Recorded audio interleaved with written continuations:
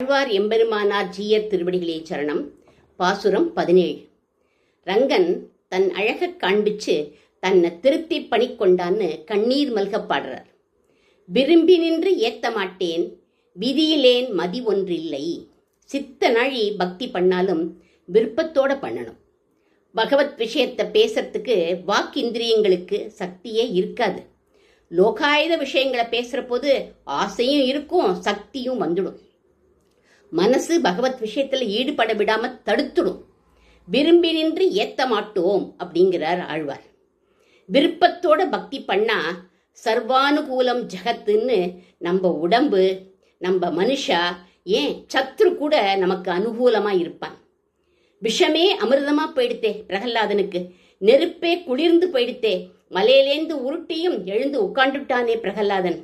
பக்தி இல்லைன்னா மதி ஒன்றில்லை, ஞானமும் அறிவும் இருக்காது. தேவாதி தேவன் அவன் ஒருவனேங்கிற அறிவு கூட இருக்காது. அப்போ அவன் ஜடமோ அப்படின்னா இல்ல, உன்னை ஒழிந்த சகல பதார்த்தங்களுடைய சொரூப சுபாவங்களை உள்ளபடி அறிய ஆசையாயிருப்பான்னு அழகா வியாக்கியானம் பண்ற சுவாமி பெரியவாச்சான் பிள்ளை இந்த இடத்துல. எல்லா வம்பையும் அறிவானிவன், சுரும்பமர் சோலை சூழ்ந்த அரங்கமா கோயில் கொண்ட கரும்பினை. சுரும்பமர்னா வண்டுன்னு அர்த்தம். வண்டுகள் சூழ்ந்த சோலையாகிய பெரிய கோவில் திருவரங்கம். அந்த கோவில்ல கண் வளர்கின்ற கரும்பு.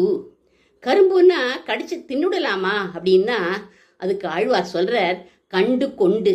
இது ஒரு அலாதி கரும்புப்பா, இத பார்த்தாலேயே தித்திக்கும். சதைக பிரியதர்சனக நித்தியம் நிரீட்சமானானாம்னு பார்க்க பார்க்க, கேட்க கேட்க, சொல்ல சொல்ல தித்திக்கும் கரும்பு இவன்.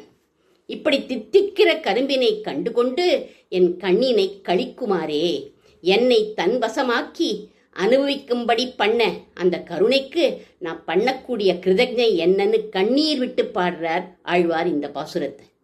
ஏன்னா இரும்பு போல வலிய நெஞ்சம் என்னோடது. அவன் பக்கத்துல உருகவே போனா உருகவே உருகாத ஒரு நெஞ்சம் என்னோடது. இரும்பு கூட நெருப்புல போட்டு நம்ம வளைச்சுடலாம்.